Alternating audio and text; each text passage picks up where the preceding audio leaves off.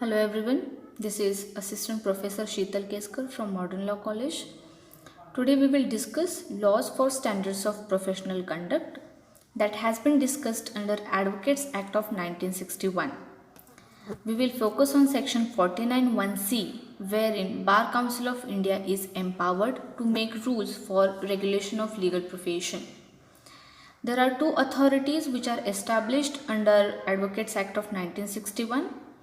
First is State Bar Council and second is Bar Council of India. State Bar Council is established at state level, so there may be one State Bar Council for one state or there may be one State Bar Council for two or more states. Secondly, Bar Council of India, that is authority at central level. Under section 49(1)(c), as BCI is empowered to make rules, so BCI has made rules for the regulation of legal profession.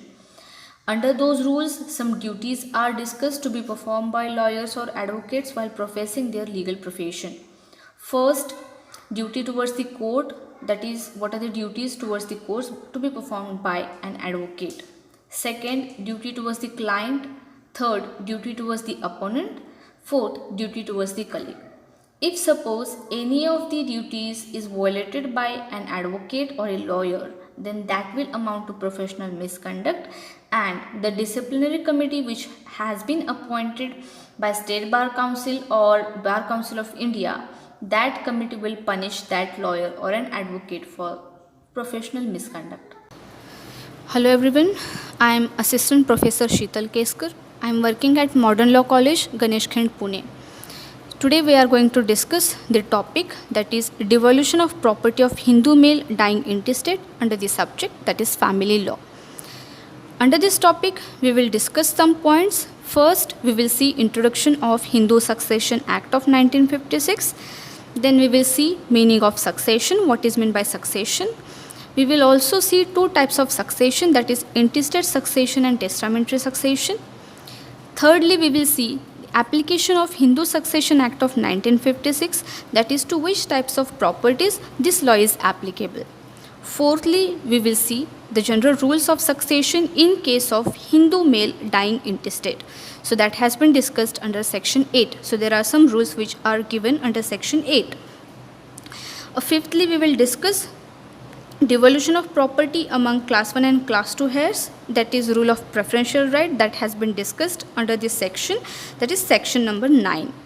And lastly, we will see the distribution of property of Hindu male dying intestate, which has been discussed under section 10. So let us move towards first point, that is introduction part. Hindu Succession Act, that is a law which was made by Indian legislature in the year of 1956.